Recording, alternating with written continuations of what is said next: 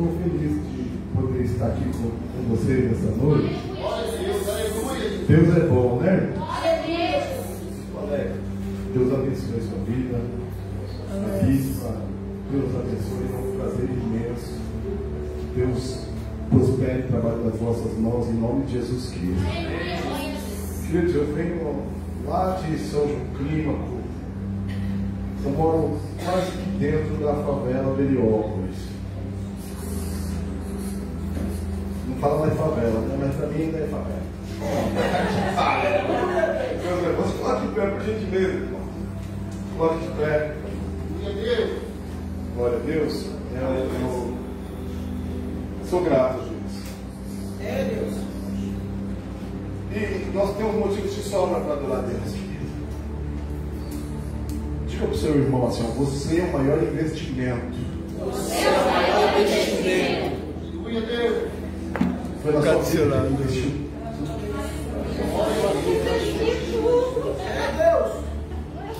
Capítulo 2 da epístola que Paulo escreveu aos Filipenses.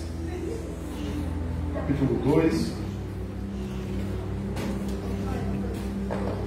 e o verso de número 5.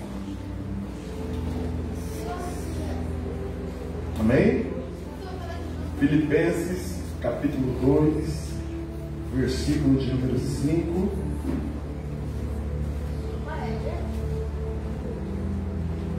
Glória a Deus.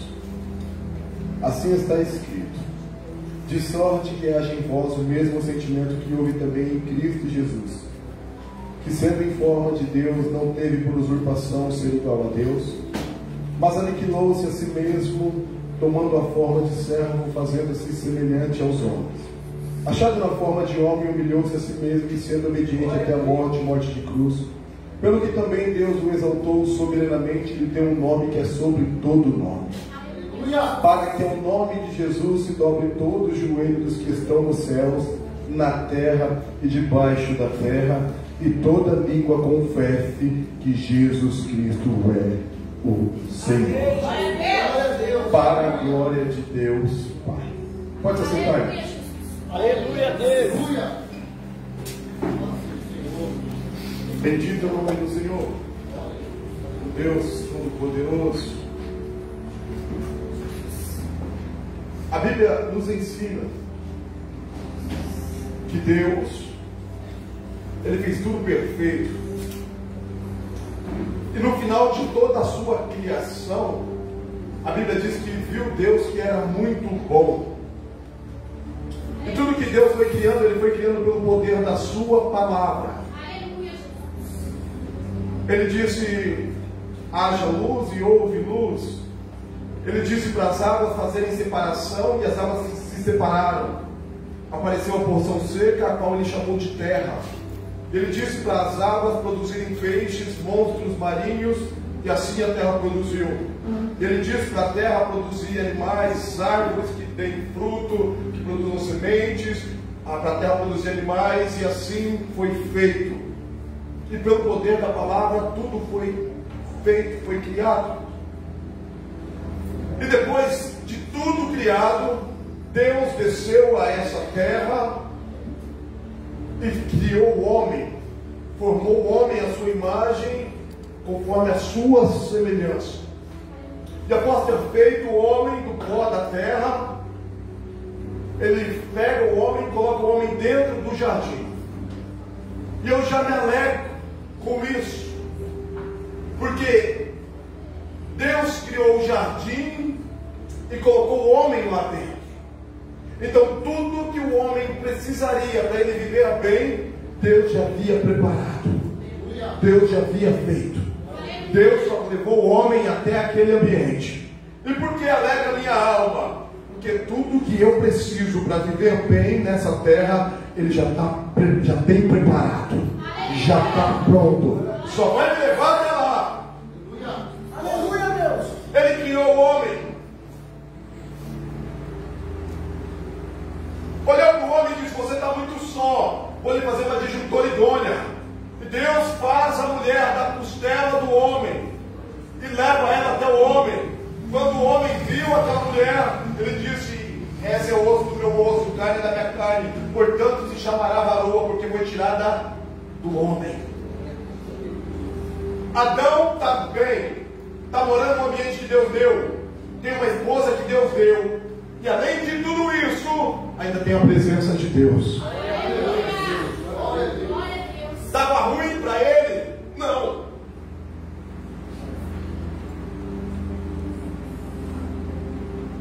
Deus é extraordinário, Deus é maravilhoso, Deus é excepcional, porque faltam palavras para engrandecer esse Deus. E por que você está dizendo isso? Porque a criação do homem foi feita do quê? Do que, igreja? Do quê? Do pó, pó da terra. E o que é que nós fazemos com o pó?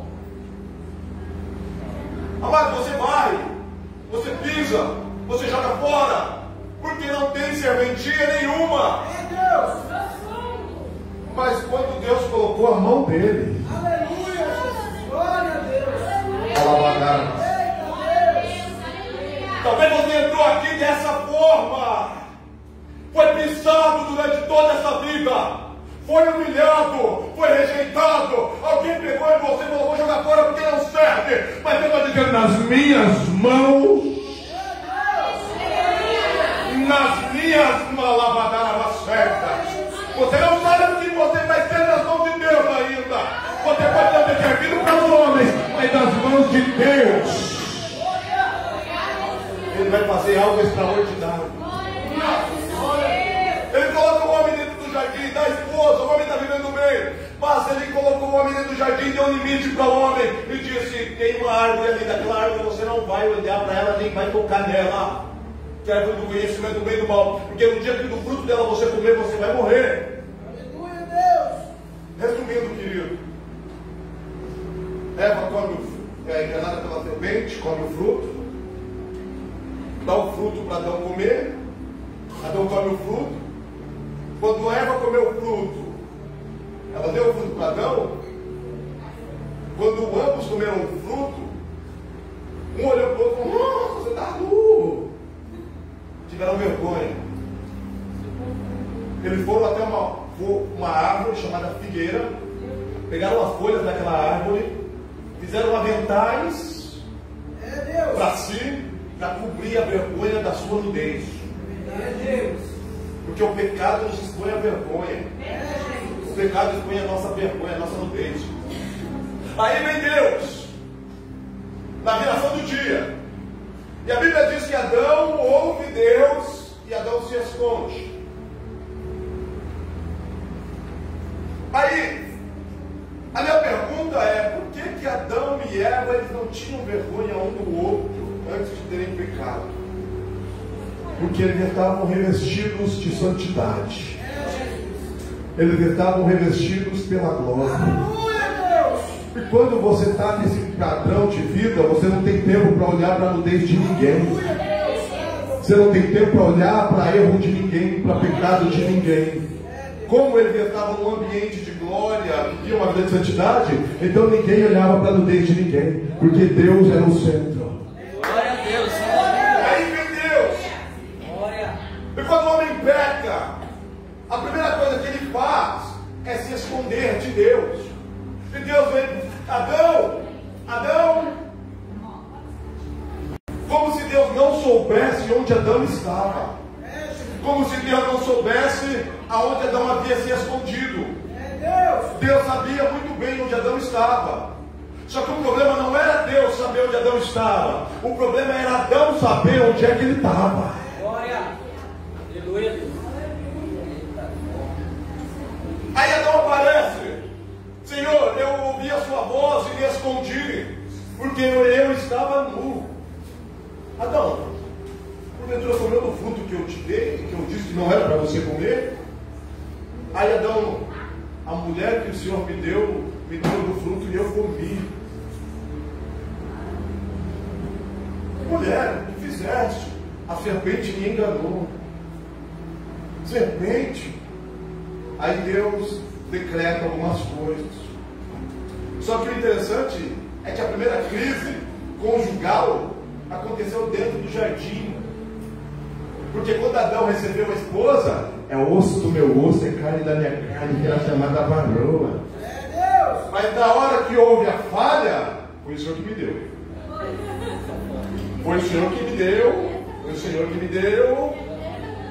O ambiente não era o problema. E qual que era o problema? O problema é quando o pecado entrou no relacionamento. Porque afetou o relacionamento do homem com Deus e começou a afetar o relacionamento dele com a esposa. Aleluia, Deus! E nós vivemos numa época de relacionamentos líquidos, relacionamentos ralos. Quantos amigos nós temos de 10, 15, 20 anos? As pessoas não querem mais ouvir a verdade de um amigo, preferem desfazer a amizade do que ouvir uma verdade. É Deus!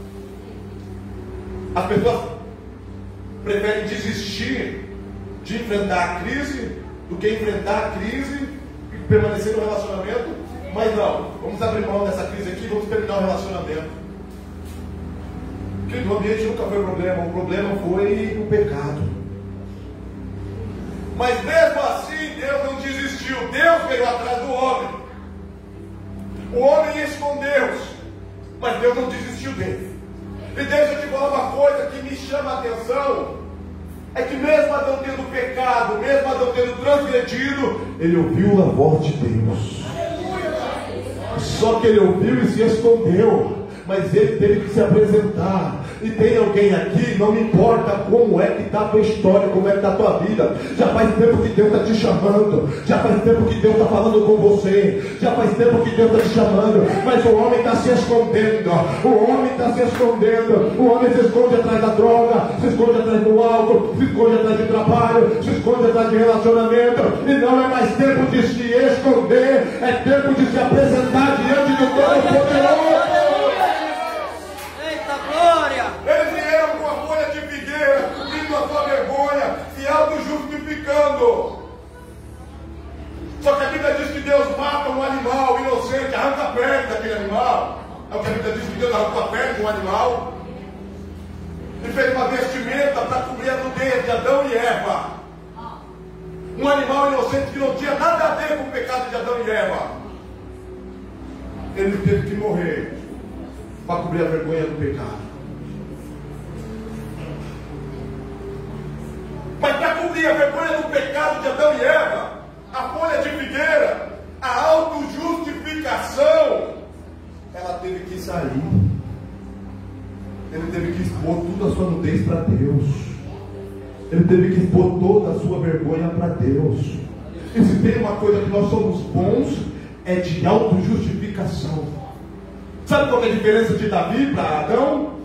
É que Davi, quando pecou, ele confessou para Deus o pecado dele.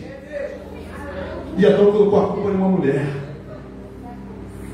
Quanto tempo faz que eu não vou para uma oração? Confessar para Deus os meus pecados, confessar para Deus os meus pensamentos imundos, confessar para Deus coisas que eu tenho olhado que não é para mim estar olhando, confessar para Deus que os meus pés têm pisado em lugar que não é para mim pisar. Porque a nossa oração é: Deus me dá, Deus vai, Deus abre a porta, Deus cura. E é bom orar desse jeito, não tenho nada contra isso. Mas a oração confessional é a oração que te restaura, é a oração que sopra a cinza, é a oração que faz voltar a queimar pela presença dele. Glória a Deus. Chega de humanidade na nossa vida. Adão peca. Quando Adão pecou, Deus falou: Adão, agora você vai ter que arar a terra, vai ter que trabalhar, vai comer suor no teu rosto, e a terra é amaldiçoada por sua causa, e por sua causa a terra vai produzir espinhos e abrolhos. Você, mulher, eu vou acrescentar as dores de parto, e você, serpente, vai nascer a semente da mulher, que vai pisar na sua cabeça. Deus convida Adão e Eva para sair daquele jardim. Coloca lá um anjo, com a espada desembainhada, e agora o homem vai ter que arar a terra. Resumindo, depois de todo esse episódio, vem o nascimento de Caim e Abel. Caim vai ofertar a Deus e Abel vai ofertar a Deus. Só que a oferta de Caim Deus não recebe, a oferta de Abel Deus recebeu. Aí Caim teve inveja do seu irmão. Aí o que ele fez? Matou o irmão. E o que eles estavam fazendo? Ofertando, cultuando a Deus. E pode no culto, um irmão tem inveja do outro? Meu Deus!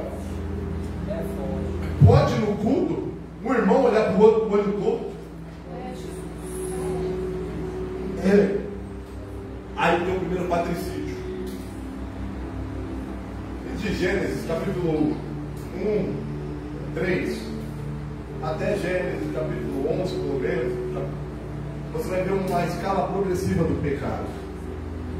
Você vai ver que Noé, depois do pós-dilúvio, Noé sai da arca, planta uma vinha, faz o vinho, se embriaga com o vinho. Aí ele vai dormir nu, põe na sua vergonha, o seu filho feito desonra o pai. Você vai ver a Torre de Babel, o homem querer ter o seu nome exaltado. O sistema de escravidão começou ali. E o homem, dia após dia, foi se distanciando de Deus. Dia após dia, o homem foi deixando Deus de lado. E o pecado tem se proliferado na terra.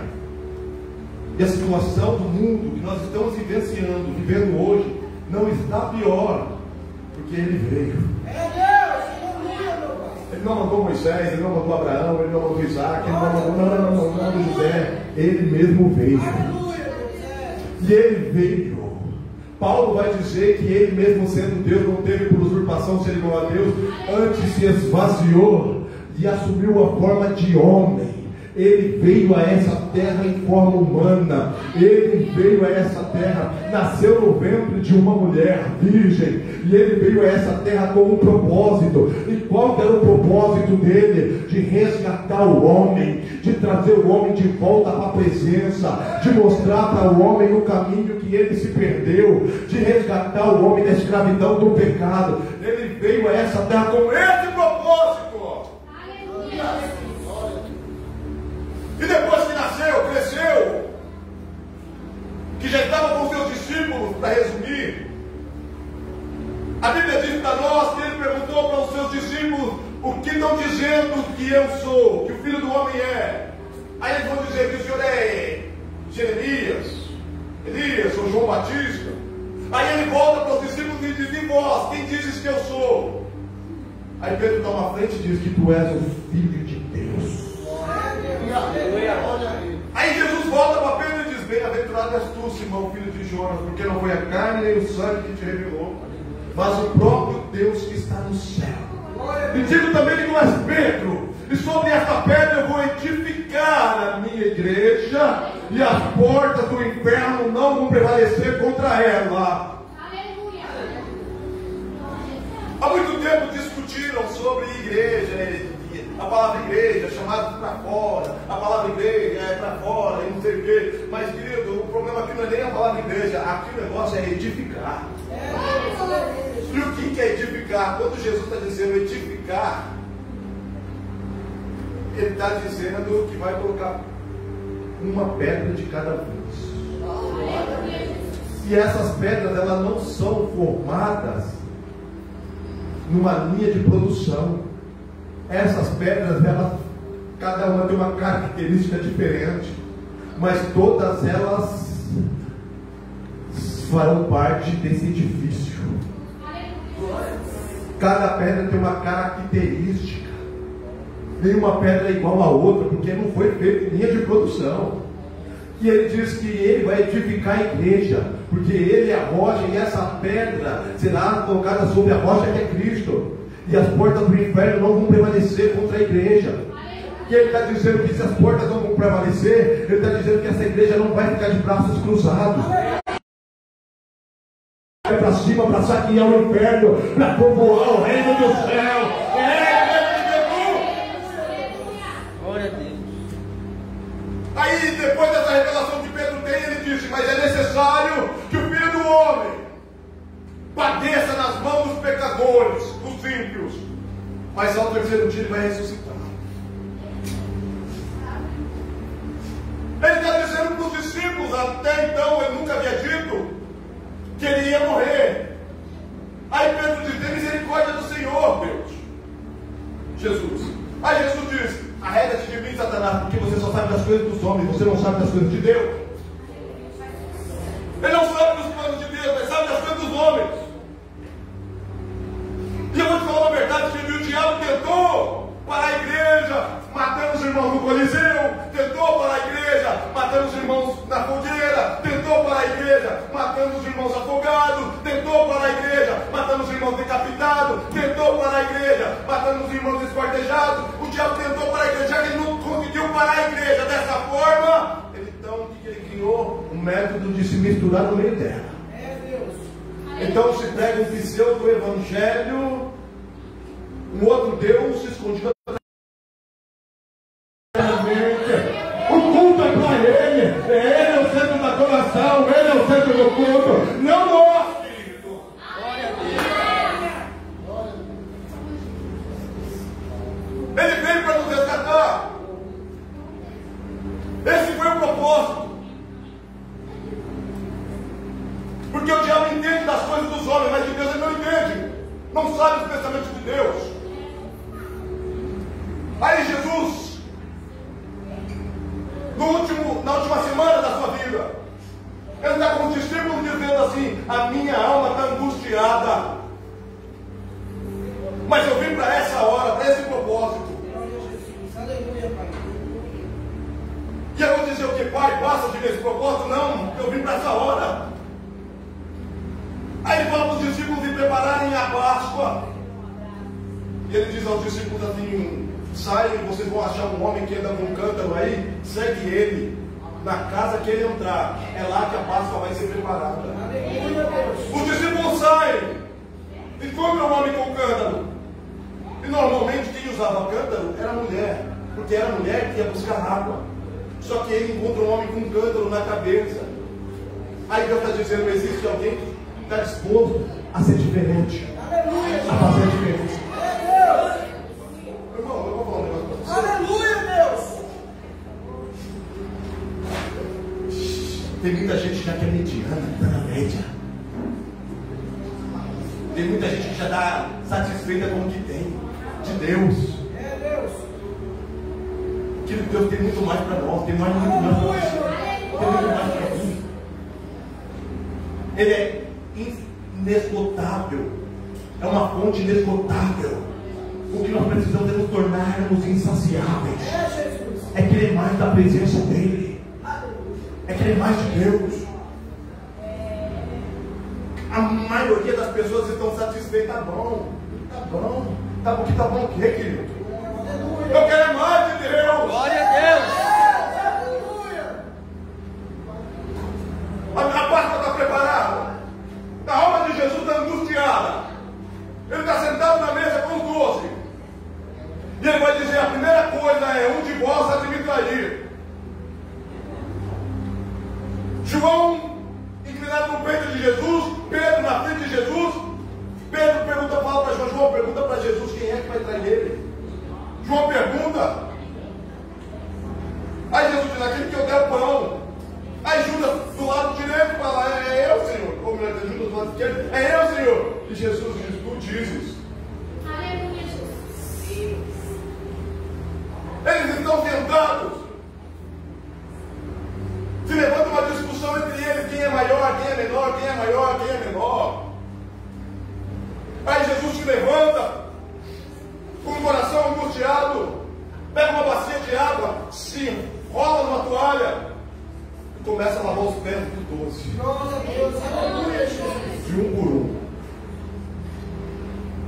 Agora, quem está sentado naquela mesa é o que me chama a atenção. Judas está sentado na mesa. Judas está na mesa. Tomé está na mesa. Pedro está na mesa. Natanael está na mesa. Tiago e João está na mesa. Olha o tipo de pessoa que está na mesa com Jesus. Judas, o traidor. Tomé, o incrédulo. Pedro, que vai negar. Tiago e João, que queria ser maior que todos os outros. Natanael, que era xenofóbico. Pode vir alguma coisa boa de Nazaré? Olha a espécie de pessoas que está sentado na mesa com Jesus. Olha quem está na mesa com Jesus. Obrigado. Amém. Olha o tipo de gente que está na mesa com ele. Mas ele se levanta e vai lavando os pés de um. Ele lava os pés de Judas, de Tomé, de Pedro, de Tiago, de João. Ele lava os pés dos 12. Quando ele vai lavar o pé de Pedro, Pedro fala, meu pé não. Ele falou, se eu lavar o teu pé, tu não tem parte comigo. Aí Pedro vai dizer assim, então não lava só o pé, não lava o corpo inteiro. Aí Jesus diz, você já está lavado, só basta lavar os pés. E o que é o lavar dos pés? O lavar dos pés, para você que já foi batizado com confessou Jesus Cristo, é quando você confessa os teus pecados. Todos os dias, você está lavando os pés. Todos os dias, você está lavando os pés, dizendo, eu quero estar limpo na presença do meu Senhor. Após lavar os pés, ele vai dizer, se você quer ser grande, serve. E ele está dizendo, você não vai escolher quem você vai servir, simplesmente sirva. Não, mas ela não, Senhor, serve. Mas ele não, Senhor, serve. E como é que está a alma dele? Angustiada. Isso é sinal de que Jesus não está olhando para aquilo sentimental. Ele não está olhando para as suas emoções. Ele simplesmente está firmado em um propósito. Porque as tuas crises emocionais atrapalham todo o propósito que Deus tem sobre a tua vida. Glória a Deus. Glória. A Bíblia diz que Judas come o pão. O diabo entra em Judas. E a Bíblia diz que Judas sai para vender Jesus. Ganhar dinheiro com o nome de Jesus. E ele continua lá na mesa com os 11, com a alma angustiada. A Bíblia diz que Jesus canta um hino com os seus discípulos. E mesmo angustiado, mesmo sabendo que vai ser traído, mesmo sabendo que Pedro vai negar, mesmo sabendo que Tomé não vai crer, mesmo sabendo da condição do caráter de cada um dos 11 discípulos, ele canta um hino. E um desses hinos que eles cantam na Páscoa é um hino que diz assim: amo o Senhor. Aleluia, Deus. Hino é esse? Salmo de número 115. Mas o Senhor está sendo traído. Mas eu amo o Senhor. Aleluia. Mas o Senhor vai ser negado. Mas eu amo o Senhor. Aleluia. Mas você vai passar por processos terríveis. Mas eu amo o Senhor. Ninguém vai arrancar de mim o propósito de Deus. Ninguém vai tirar de dentro de mim esse propósito. Eu amo o Senhor. Ninguém vai calar a voz de um adorador. Ninguém vai calar a voz daquele que nasceu e foi escolhido para adorar. Ninguém vai parar o teu ministério. Ninguém vai parar o teu chamado. E após cantar o hino, ele sai com os 11, atravessa o vale de Cedrão e entra num lugar chamado Monte das Oliveiras. E lá tem um lugar chamado de Getsemane, que é um lugar que é conhecido como prensa de azeite, mas eu chamo de lugar de rendição. Ele podia ir para casa dormir, querido. Ele já tinha participado da Páscoa com os discípulos, já tinha instituído a ceia, ele já tinha doutrinado os seus discípulos acerca do que iria acontecer. Ele poderia descansar, mas a alma dele está angustiada. Ele não vai para casa, ele vai para o monte orar. Ele não vai recorrer à bebida, não vai recorrer à droga, ele não vai recorrer às coisas dessa terra, ele vai recorrer à oração. Aleluia, Jesus. Glória a Deus. Aí ele chama Pedro, Tiago e João: vem cá, que eu tenho um segredo para revelar para vocês. Fala, Senhor. A minha alma está angustiada até a morte. Como é que é? A minha alma está angustiada até a morte. Velem comigo.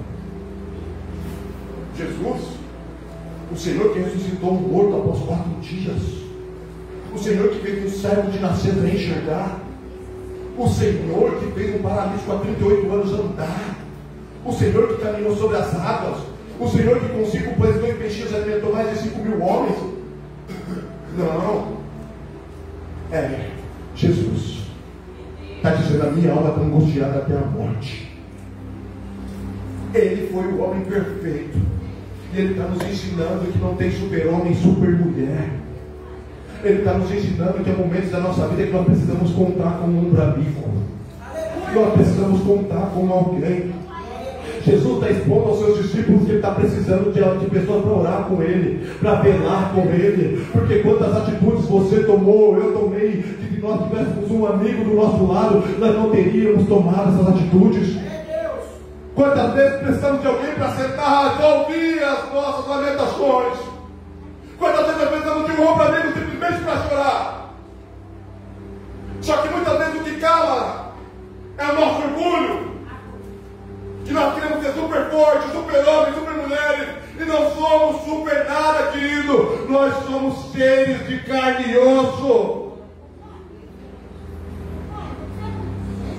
A Bíblia diz que Jesus vai orar. Adianta-se 500 metros, dobra o joelho. E ele diz: Pai, se possível for, afasta de mim esse cálice. Mas todavia não seja feito o que eu quero, seja feita a tua vontade. Ele volta, pega Pedro, Tiago e João dormindo e ele diz: vigia e ora, porque o espírito está pronto, mas a carne é fraca. Ele volta para a oração e Lucas diz: e posto em agonia, ele orava intensamente. As glândulas se dilataram, grandes gotas de sangue começaram a esvair do seu corpo. Ele está orando. Hebreus capítulo 5 vai dizer que ele chorava, vai dizer que ele suplicava, misturou o sangue com choro, com suor. Mas Jesus está orando, está clamando, e ele está ali numa batalha ferrenha. A luta é travada, a batalha é grande. Ele está nos ensinando que a nossa luta não é contra a carne, nem contra a sangue, mas contra a principal e potestade, contra as forças da maldade que atuam nas regiões celestiais, e que só para vencer essa luta em oração, em clamor.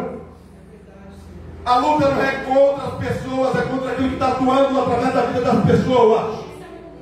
E ele está me ensinando, te ensinando que nós vamos vencer essa luta em oração. Glória a Deus. E você já percebeu que quando você começa a orar é uma abrição de boca do inferno, é uma coceiraiada, é um cansaço, porque o diabo não quer que você ore, o diabo não quer que você batalhe em oração, o diabo quer que você permaneça em silêncio, porque ele sabe que a sua oração rompe o céu e Deus responde.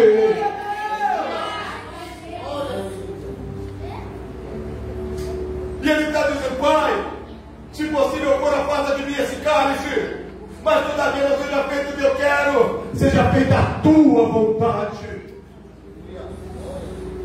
Ele volta, Pedro, Tiago e João estão dormindo, ele diz: ei, vigia e ora, porque o espírito está pronto, mas a carne é fraca. Ele volta para orar, e pela terceira vez ele volta, pega os discípulos dormindo, ele diz: basta, pode dormir agora, porque chegou a hora em que o Filho do Homem será entregue na mão dos pecadores.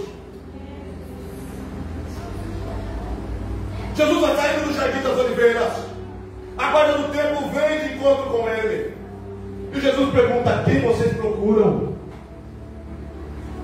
E eles dizem: é Jesus o Nazareno. E Jesus diz: sou eu. Evangelho de João capítulo 18 diz que eles recuaram para trás e caíram por terra. Eles se levantam e Jesus pergunta novamente: a quem vocês procuram? E eles dizem: é Jesus o Nazareno. Aí Judas se adianta, dá um beijo na face de Jesus. E Jesus olha para Judas e diz: amigo, por que é que você veio? Como é que eu vou chamar de amigo quem está me traindo? Como é que eu vou me preocupar com um cara que está arquitetando maldade contra a minha vida? Mas Jesus, querido, ele é um amor encarnado. Ele está mostrando para Judas: o meu amor por você é maior do que o pecado que você está cometendo. Pedro saca da espada, corta a orelha de Malco. Jesus restaura a orelha daquele homem e prende Jesus naquela noite fria. Levam Jesus acorrentado, levam ele para Anás, levam ele para Caifás, vendam os olhos dele, dão murros na face de Jesus e começam a zombar dele, dizendo: profetiza-nos quem é que está te batendo, ó Cristo. Profetiza-nos quem está te batendo, ó Cristo. Eles zombam dele. E ele está apanhando naquela noite fria, sendo escarnecido, caluniado. Até que o sumo sacerdote Caifás pergunta: tu és o Filho de Deus? E Jesus diz: tu dizes, e vereis o Filho do Homem vindo sobre as nuvens com poder e grande glória. Caifás rasga a sua veste. E ele diz: ele é digno de morte. E Jesus, ele é entregue para Pilatos. Pilatos interroga Jesus, mas encontra pecado para matar Jesus.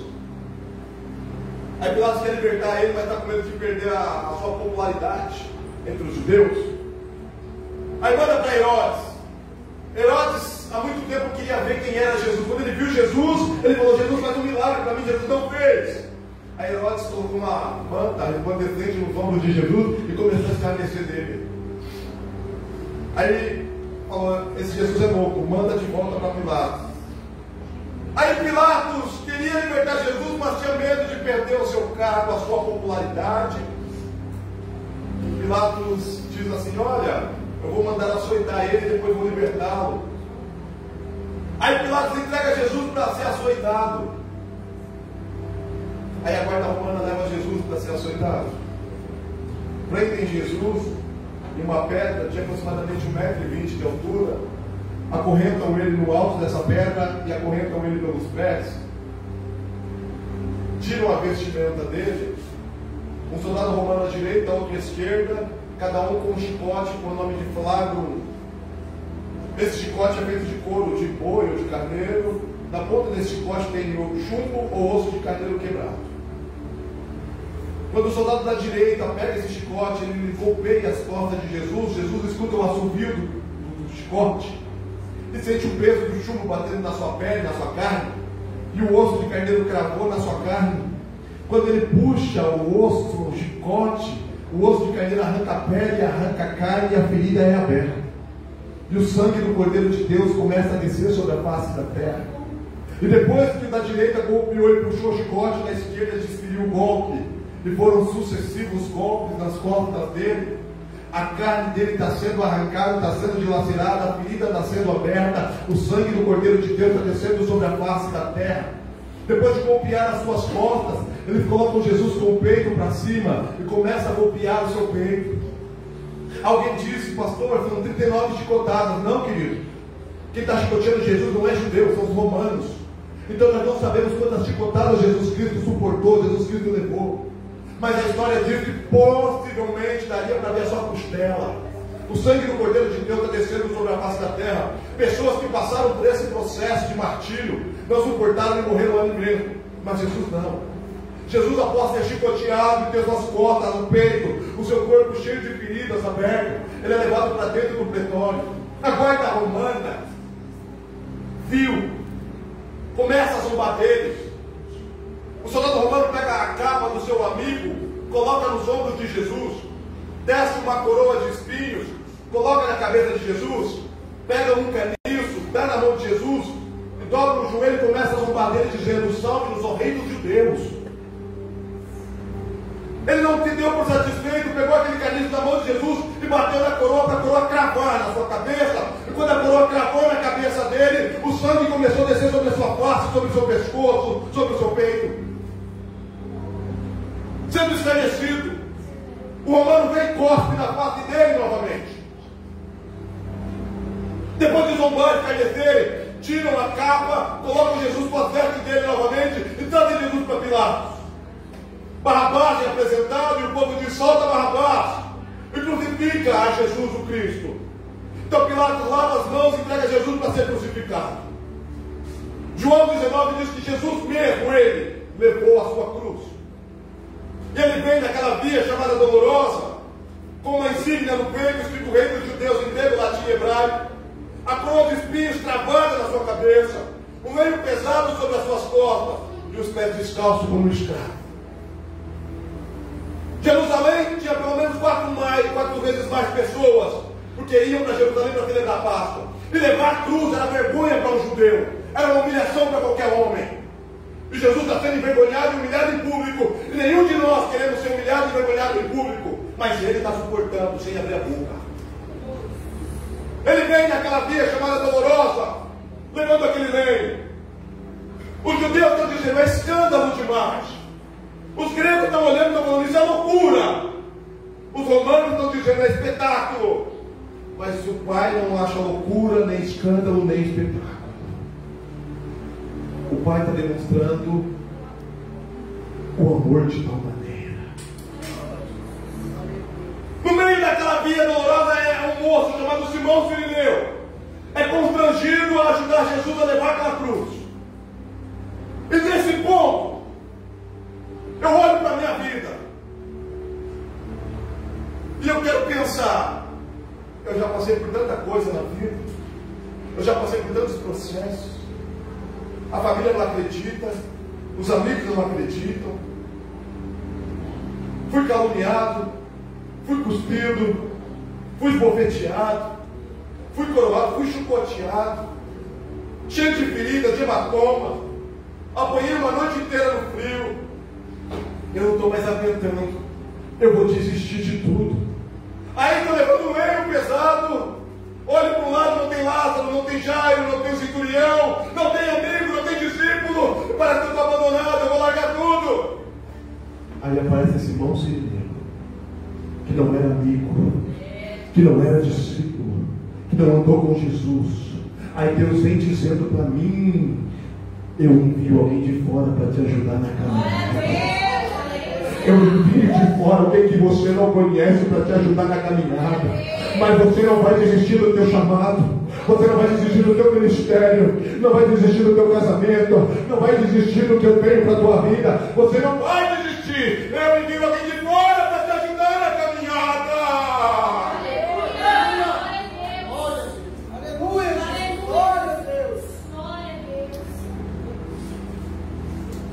Ele chega no Gólgota, deita uma cruz, deita um Cristo sobre a cruz.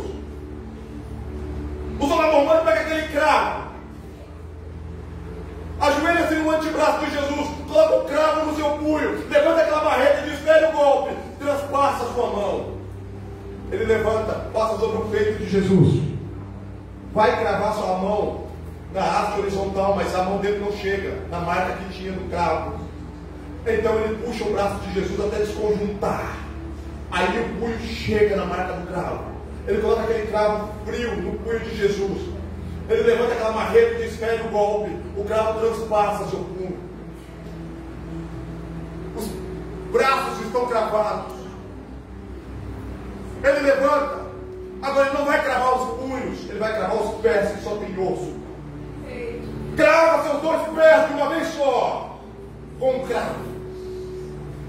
A insígnia que ele trazia no peito de acusação, agora está no alto da cruz. Às 9 horas da manhã levantam aquela cruz, e cravado nela está o Filho de Deus. Cravado no alto daquela cruz está o homem perfeito.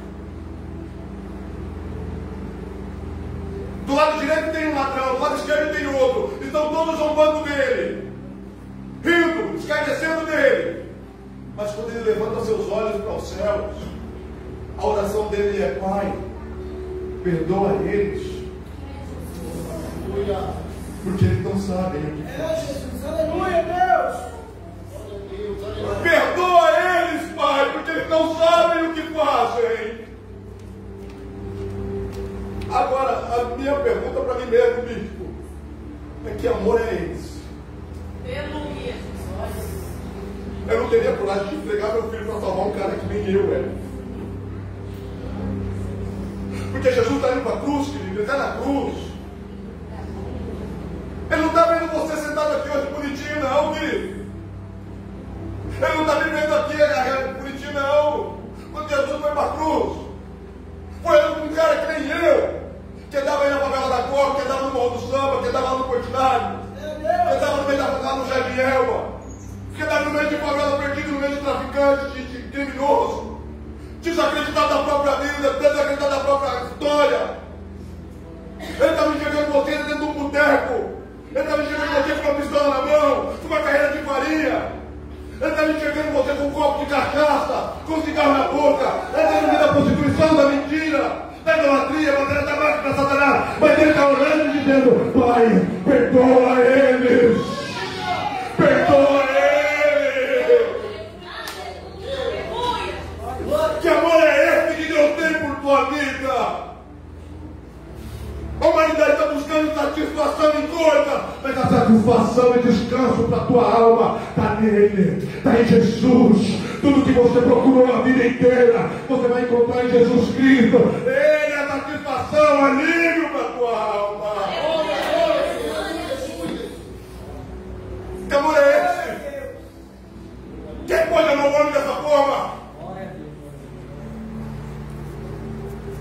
Aí às 3 horas da tarde, ele vai dizer: tenho sede. Resumindo, o sol escureceu, as trevas estão sobre a face da terra desde o meio-dia até as 3 horas da tarde. Aí Jesus, vendo que tudo que estava escrito dele até aquele momento havia se cumprido, ele vai dizer: tenho sede. Aí o soldado romano pega uma lança, pega uma esponja, molha no vinagre e leva até a boca de Jesus. Só que aquela esponja era a mesma esponja que o soldado romano usava para se limpar depois das suas necessidades fisiológicas. Lavava ela na água e colocava dentro do vinagre para desinfetar. Ele pega essa esponja e leva até a boca de Jesus. E Jesus, vendo que estava tudo cumprido até aquele momento,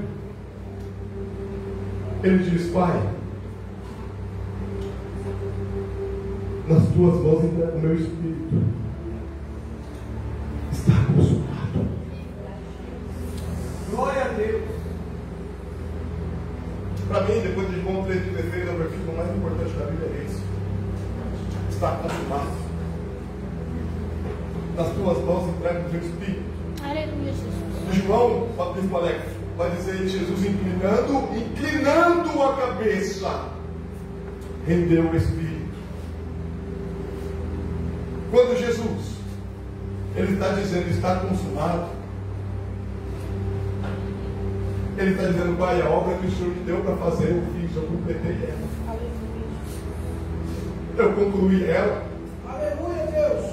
Quando Jesus na cruz está dizendo está consumado, ele está dizendo o preço por esse escravo, esse escravo do pecado, foi pago. 1 Pedro capítulo 1, verso 18: Vós foste resgatados da vossa vã maneira de viver, nem por prata nem por ouro, mas pelo sangue como do cordeiro, imaculado e incontaminado. Quando Jesus na cruz está dizendo está consumado, ele está dizendo: você não deve mais nada. O preço foi pago pela tua vida. Você é livre. Você não é mais escravo do pecado. Você não é mais escravo do diabo. Você é livre. Ele te libertou dessa escravidão. Você é livre. Ele te libertou. Ele te trouxe a liberdade. Querido, não importa qual circunstância você entrou por aqui, Jesus te faz livre. Glória a Deus, aleluia. Glória a Deus. Olha aqui, querido. Eu vou encerrar. Já passei da hora. Escuta aqui, querido. Eu peguei mais ou menos 8 mil reais. Tinha uma jaqueta de couro. Rasguei essa jaqueta aqui. Rasguei, fiz um corte no couro dela. Joguei o dinheiro tudo aqui dentro. Fui numa favela aqui chamada Pó do Café. Comprei um monte de cocaína. Joguei tudo dentro da jaqueta. Numa sexta-feira. Fui lá para Faria Lima, em São Bernardo. Fiquei lá perto do Texuco. Tem um Texuco até hoje. Eu estava perto lá no Texuco. Tinha um bar na esquina. Fiquei ali tomando cerveja e bebendo outra bebida, agora nem lembro o nome. De repente apareceu um colega meu. Eu comecei a pagar cerveja para ele. Começou a falar comigo. Daqui a pouco apareceu outro. Aí fomos lá para o Jardim Silvina comprar mais droga. Acabou a droga. Aí apareceu outro amigo meu que morava lá no bairro Baeta, né? Vamos para onde? Vamos ter para onde? Mineiro, sou madrugada vida, cheio de dinheiro, droga, né? Sem aparecer na minha casa. O dia clareou, todo mundo doidão. Eu tenho dinheiro, não, mas eu estou tudo não, mas eu tenho, eu pago. Vamos para um Ferrazópolis. Ficamos lá na casa de um amigo nosso, usando droga, bebendo. Aí eu falei, vamos pro Carioca Clube lá em Pinheiros. Não, Marcinho, mas eu estou sem dinheiro, não tem problema não, eu tenho, eu pago, põe gasolina, vamos dar um rolê. E usando droga. Tudo doido. Cheguei na porta do Carioca Clube, eu olhei para aquilo e falei, não vamos entrar aí não. Vamos ficar por aqui mesmo. Ficamos num bar, a gente pegava tudo e bebendo. Cheirando cocaína. Já na madrugada de domingo. Quase 5 horas da manhã, eu vou embora. Me leva para casa. Entrei no carro. Cheio de droga. Peguei as drogas, tudo dei pro menino, falei que ela era embora. Eu, da minha cabeça, eu ia chegar na minha casa e pegar minhas coisas e ir embora de casa.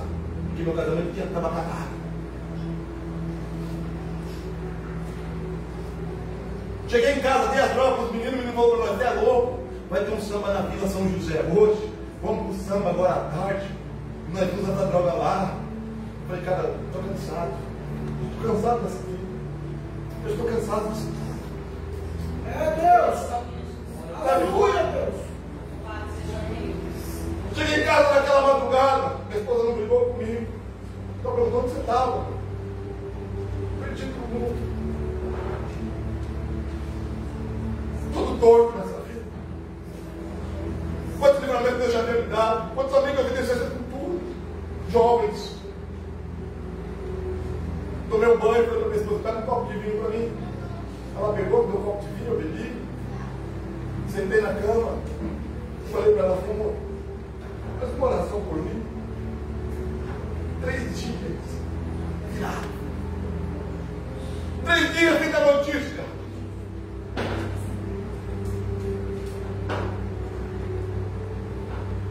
Aí alguém olhava para ela e falava assim: "Vai morrer, vai acabar, já é. Cadeia, caixão, não tem jeito." Ela orou. Eu não sei o que ela falou com Deus, porque ela de boca fechada foi falando com Deus de boca fechada. Querido, quem cheira cocaína não dorme. É Deus. Não consegue dormir, fica frito dentro da cama de um lado para o outro. Eu dormi. Não, acordei no outro dia. Aleluia, Jesus. Glória a Deus. Ela me chamou para ir para a igreja, nós vamos para a igreja, me reconciliei com Jesus Cristo. Aleluia. Parei com a cocaína, parei com a cachaça. Deus fez de mim um ministro da palavra de Deus. Aleluia. Deus deu um filho lindo, maravilhoso, que agora vai completar 16 anos. Glória a Deus. Deixa eu te falar uma verdade. Paulo vai dizer, Romanos 5:8, que Deus prova o seu amor para conosco. Me lembro quando eles estavam das nossas iniquidades, Jesus Cristo se entregou na cruz do Calvário. Ele me libertou, Ele me trouxe a liberdade. Foi essa palavra da cruz: está consumado. Você é livre. Você é livre. Você é livre. Eu vou te dizer novamente: você é livre. Eu vou dizer, bispo, a cadeia não recupera o homem. A casa de recuperação é bom, ajuda